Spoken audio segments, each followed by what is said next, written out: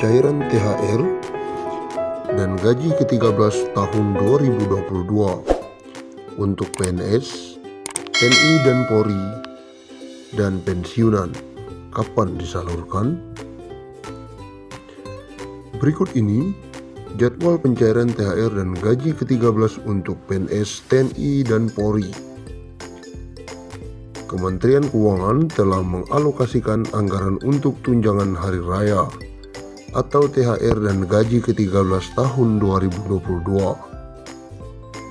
Skema pembayaran THR dan gaji ke-13 sudah diatur dalam Undang-Undang Anggaran Pendapatan dan Belanja Negara atau APBN 2022. Hanya saja belum dipastikan besaran THR dan gaji ke-13 yang akan dibayarkan untuk pegawai negeri sipil, anggota Polri, TNI dan pensiunan PNS, dan pensiunan TNI Polri. THR akan dicairkan sesaat sebelum Idul Fitri yang jatuh di awal Mei 2022. Jika mengacu tahun-tahun sebelumnya, pencairan THR dilakukan 2 minggu sebelum Lebaran atau pada April. Sedangkan gaji ke-13 biasanya cair bertepatan dengan tahun ajaran baru, yang tahun ini jatuh pada sekitar bulan Juni atau Juli. Sekedar diketahui, besaran THR dan gaji ke-13 pada tahun lalu dipangkas karena alasan pandemi COVID-19.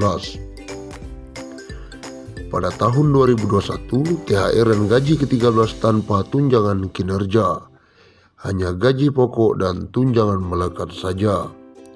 Bagaimana dengan nasib THR dan gaji ke-13 tahun ini? Direktur Jenderal Anggaran Kementerian Keuangan, Isa Ramawarta, belum memastikan hal itu. Hanya saja ia memperkirakan skema THR dan gaji ke-13 tahun 2022 bakal sama dengan tahun lalu. Di dalam RAPBN 2022, kebijakan untuk THR dan gaji ke-13 saat ini sama dengan tahun 2021, kata Isa Ramawarta di Jakarta.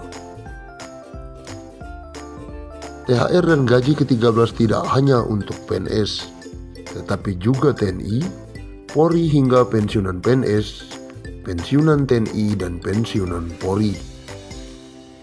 Isa Ramawarta menjelaskan, pemberian gaji ke-13 dan THR ini sebagai bagian dari upaya pemulihan ekonomi nasional. Pemerintah berupaya mendorong daya beli PNS, TNI, dan Polri dan pensiunan. Satu di antaranya memberikan THR dan gaji ke-13. Hanya saja karena pandemi, ada pemangkasan THR dan gaji ke-13. Dari pemangkasan tukin yang ada di THR dan gaji ke-13, pemerintah bisa menghemat anggaran hingga 15 triliun. Ini digunakan untuk menambah belanja untuk penanganan dampak pandemi COVID-19. Selanjutnya, bahkan program-program yang tidak prioritas masih akan tetap ditunda di tahun 2022.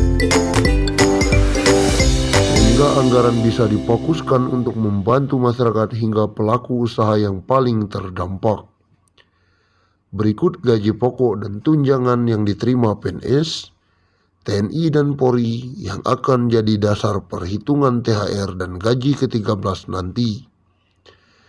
Gaji PNS golongan 1, lulusan SD, golongan 1A, Rp1.560.000 hingga Rp2.335.000. Golongan 1B, Rp1.700.000 hingga Rp2.400.000. Golongan 1C, Rp1.776.000 hingga Rp2.577.000. Golongan 1D, Rp1.850.000 hingga Rp2.686.000.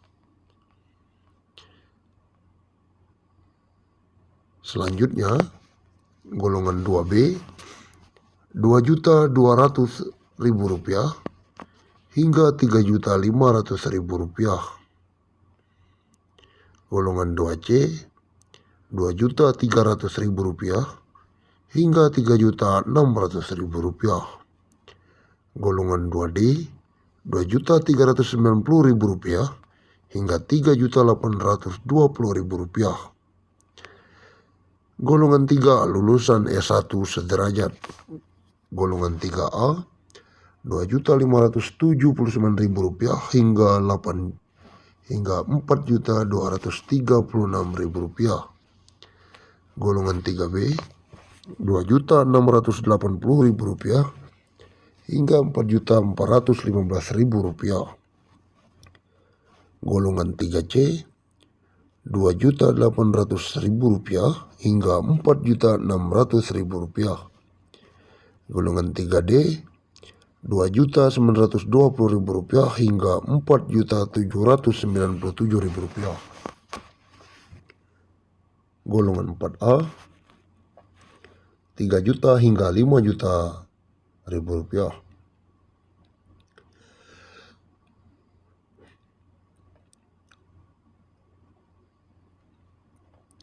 Golongan 4B, Rp3.100.000 hingga Rp5.200.000.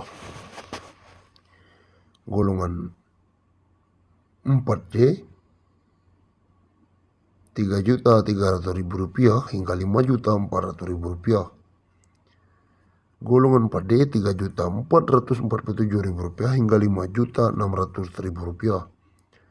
Golongan 4E, Rp3.593.000 hingga Rp5.900.000.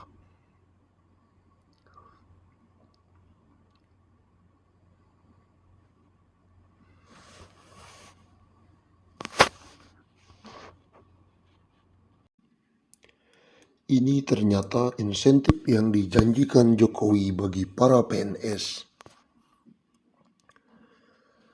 Presiden Joko Widodo atau Jokowi merencanakan adanya tambahan insentif untuk perbaikan kesejahteraan aparatur sipil negara atau ASN alias PNS, terutama yang sudah memasuki masa pensiun.